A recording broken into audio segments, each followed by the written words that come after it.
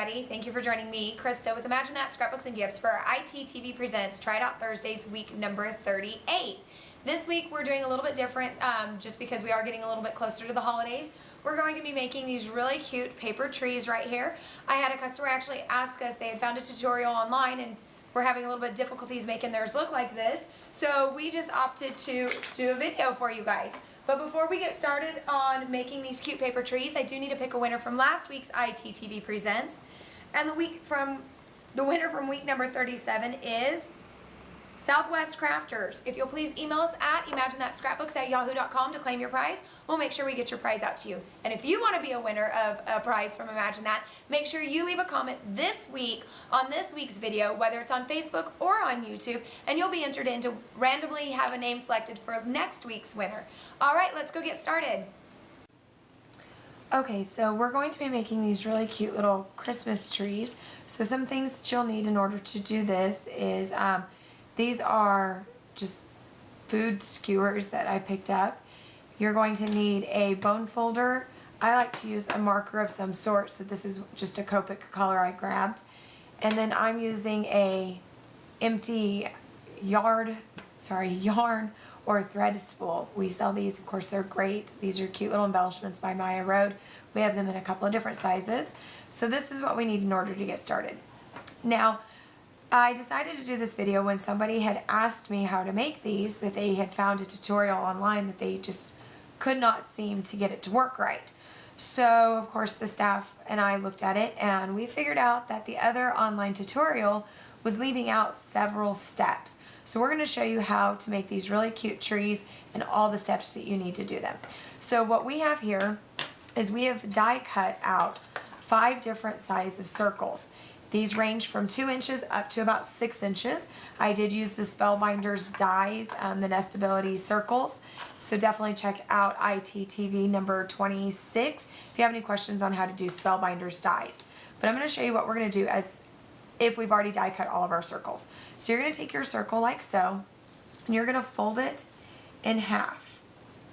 Okay? And then you're going to take your bone folder and really crease those edges. And we're going to open it up and fold it in half again. If you're using a heavyweight cardstock like I am here, you can lightly mist it with water, and that will allow your fibers to have a little bit more give, so you can do these creases a little bit easier.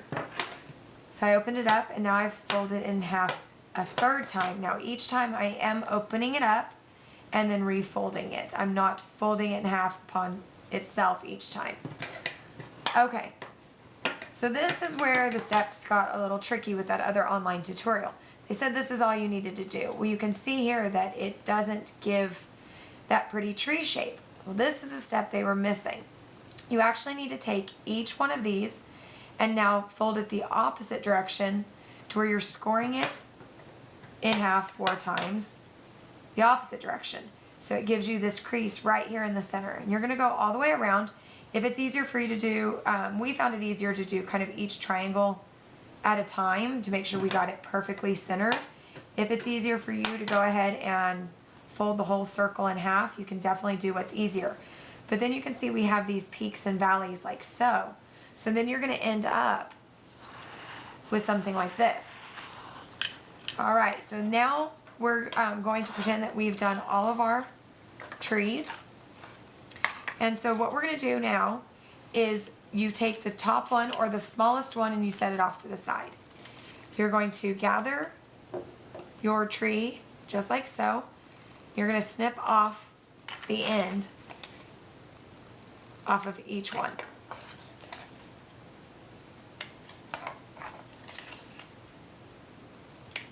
Okay, so then what I like to do, now this step is completely optional, but this is what I have found has been the easiest. You're going to put the skewer right into your ribbon spool. Then what I like to do is put my tree together before I glue it. And what that does is lets me play with the placement of each layer. If I want my tree to be tall and skinny or a little bit short and squatty, it's completely up to you. So we're going to slide on all of those pieces. Okay, so this would make a tall, skinny tree. and push them a little closer together to kind of make a short squatty. I like to have a variety of the trees. I just think it adds to the centerpieces. But this one we're going to do a little bit short and squatty. So this is where your marker comes into play. Sorry about that. I have a little bit of an allergy thing going on. So what we're going to do is we're going to slide up.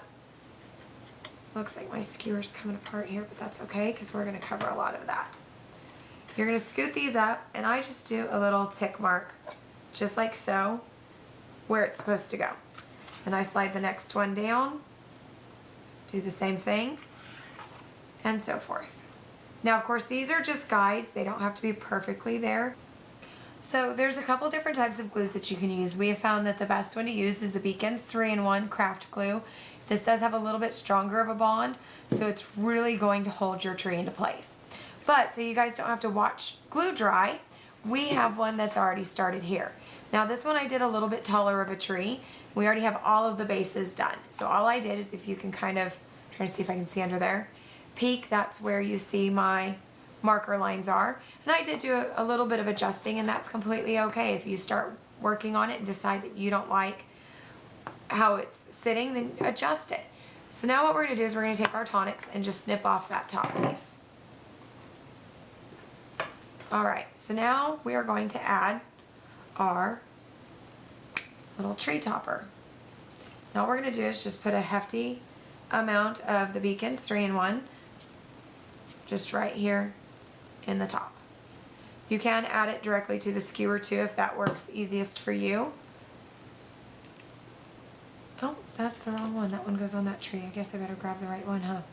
Alright, so let's add some glue into this one. Oops. Alright, and now we're just going to set the top part of our tree and let it dry. And there you have a super cute paper tree. This would be great for tabletop Christmas decoration on your mantle. We did them in a variety of colors just to kind of add some fun whimsy to our Christmas decorations. I hope you guys enjoyed this tutorial on these super cute paper trees, and we'll see you next week.